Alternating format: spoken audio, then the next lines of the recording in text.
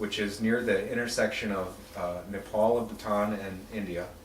And they found these people, they identified these people that God was calling to be youth ministry trainers. So they want to send these people out to do additional trainings, keep multiplying that effort.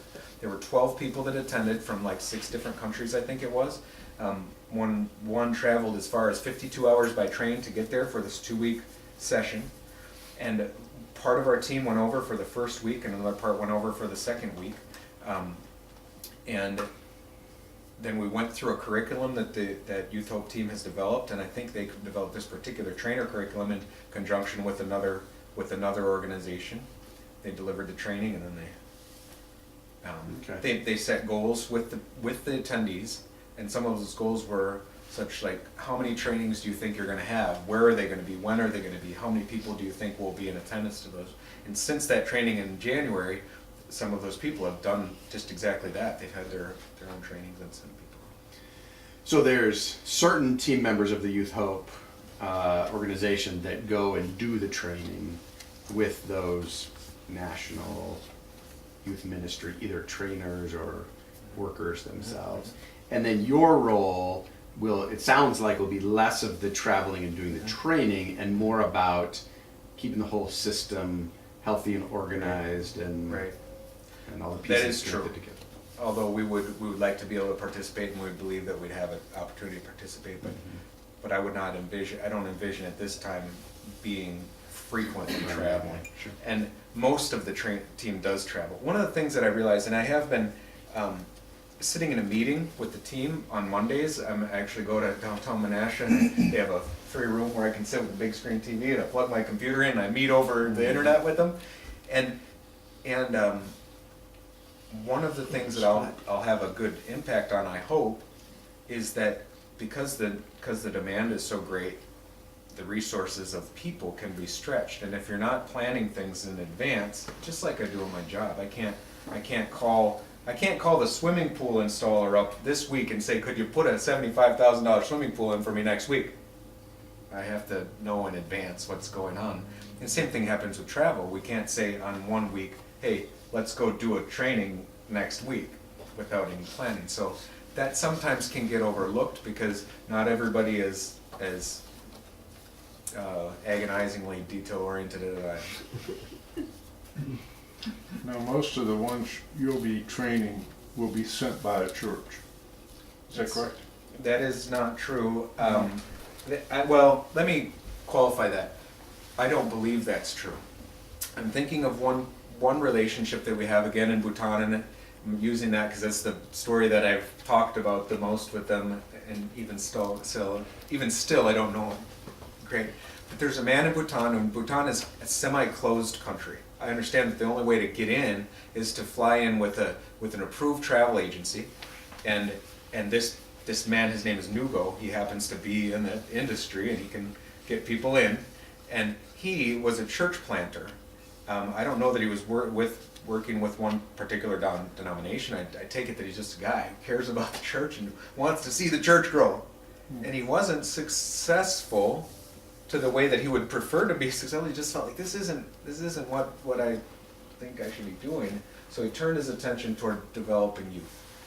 And God has really blessed that. So our team partners with Nugo. Nugo finds the people, brings the people together. We do the trainings, and then the people go away. And he's apparently the most networked individual that anybody has ever seen. He'll go and come all over the world in those places. He knows people all over.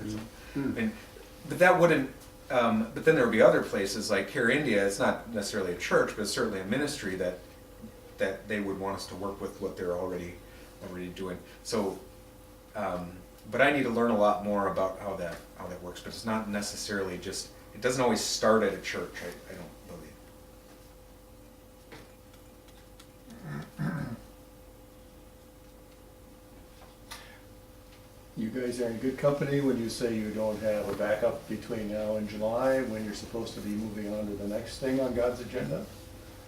I'm sure Abraham had no plan B, neither did Moses, neither did Daniel, neither did any of God's leaders. It's like, here I am, send me kind of thing. Although Moses tried to get out of it. Right. Got angry and shut his mouth. Right. Yeah. I'm curious, will all 100% of your work be in training, Scott, or will there be no hands-on with any youth yourself?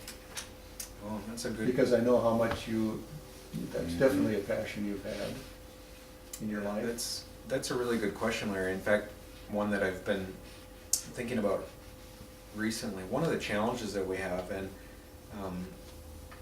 we think about this increasingly, is to go to a different church. We have in our lives spent time significantly only at two churches, Calvary Bible Church and Curtis Street Bible Fellowship, where Aaron's parents go. So I don't know what it's like to search for another church, but that's really important to us, and we want to be involved in a church somehow. But then secondly, it has been valuable to us to be a part of the school system. We have chosen to have our kids in the public schools, and that's been an important thing for us to build relationships that way. So we would imagine somehow, I don't know if it'll be through football, if our son plays football, or something else, but I would imagine having some interaction there. But then there are ideas bobbling around in my head, like how can I spend time with younger guys? How can we be just one-on-one, encouraging young men, especially I have a passion for young men who have potential to be stretched somehow. And I admittedly don't know how to do that, but I think, well, I can just be nice and let's talk, and maybe God will do something through that. So that's the kind of things I'm thinking of, but we have less of an agenda all planned out in that regard. Really, Larry, it feels. I think it's actually a good place for me to be, in that I don't know what to expect. So God is causing us to be a little bit open to what He's leading to, and that's stretching as well.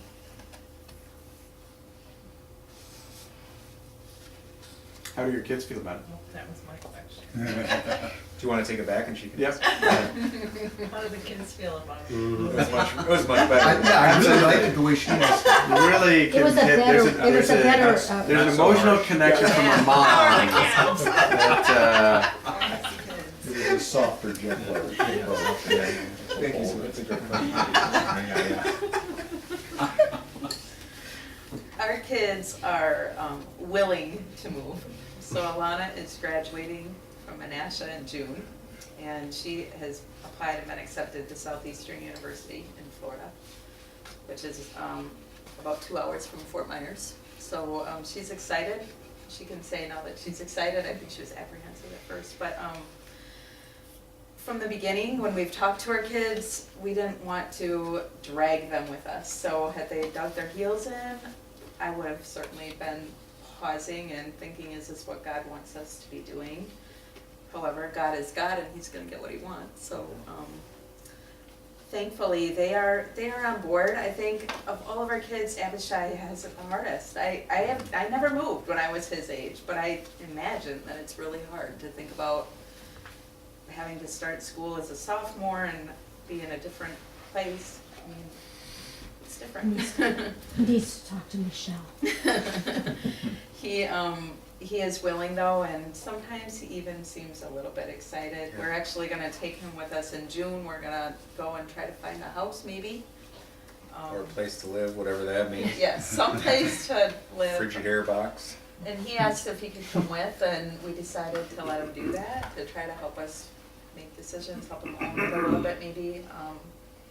Aurelia and Adric, I think it's hard for them too. We are very connected at school and church and in our community, so it makes me sad to pick them up and move them, but I also am excited that they're gonna, one of our friends said they'll be able to have, be rich in experience. And I didn't get that when I was a kid. Really, we have lived in 3 hours of the Fox cities. I mean, I grew up in Spring Green, and I went to school in Chicago and lived here, so. We met in Rhinelander, Yes. 3-hour radius, right around the Fox Yes. Cities. So, they're okay. We have up and down times.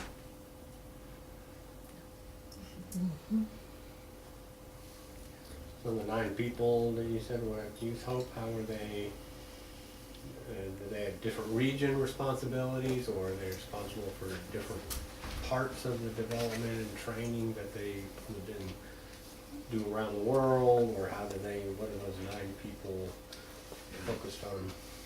It's a good question. I don't really know the answer to exactly. But I know that they have people who are, there's a regional liaison to Africa, regional liaison to Asia, regional liaison to Europe. There are people that are involved in communication stuff. So I should say that with the trainings, that's one part of what Youth Hope does, but we also want to promote youth ministry. And so the team actually, I think this week they're at a conference doing some seminars. I mean, it's a missions conference, so they'll have a seminar that they'll do, a couple of them or something like that, and they'll go to those things and awareness events. They do an event. They have done an event called Evening of Hope, which they will do at a local church and give people a window into the day in the life of a global youth. What are the challenges that they face, and something like it's similar, I think, to the world tour that we did recently at Calvary to build awareness. So that's important. There are people on the team that would focus on that. One of the guys that I work with he's more about building partnerships with people and networking with people to get the word out. I mean, one person asked us about how are all these things funded? Well, our budget doesn't show funding of these training events. It has to come from somewhere else. So there's work to be done to obtain grants whenever possible and try to find how God is going to supply the resources to do these trainings. And those are some of the things that Now, do you have a training manual that you've developed the team has a training manual that they have developed, yes. that you will give to that person who's coming for their training then? Right. They'll have a training manual, and that's part of the training then will be to go through that and Exactly then right. prepare them Exactly right. to go out and hopefully. A brief curriculum booklet that would be a leader's manual and then the attendees manual. Mhm.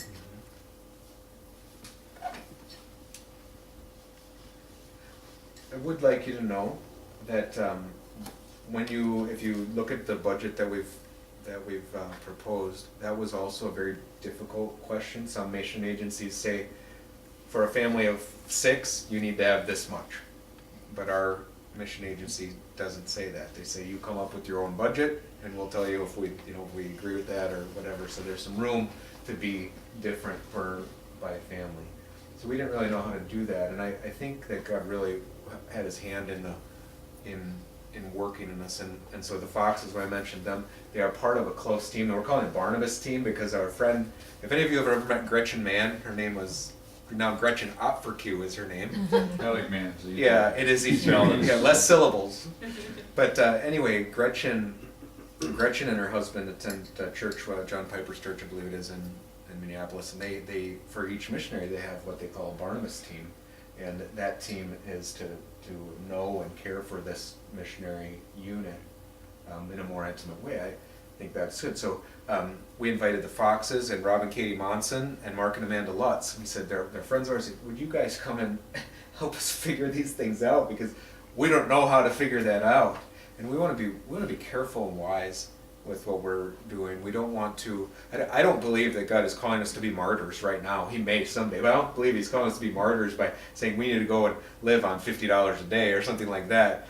But neither is God calling us to be wealthy beyond imagination. So somewhere in between there is wisdom, and where is that spot? I don't know. So when those 3 couples came over to our house, and we said, here are our finances. This is how we live. This is what we think. This is how we spend. And it was an intimate time, but they then weighed in, and we processed through that together. So I'm so thankful that they were willing to do that. So when I put a budget out, those 6 people are saying, yeah, we did this together. And It's cool. so hearty thank you to our. I think we talked them into a higher budget than they will.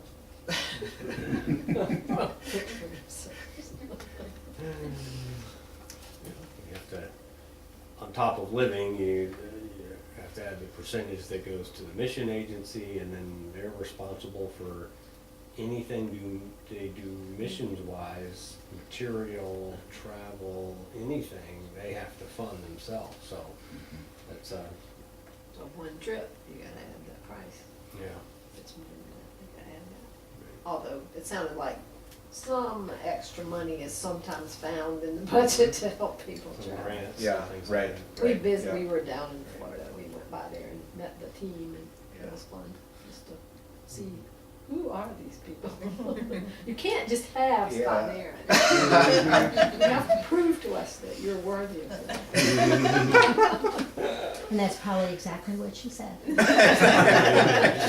she might.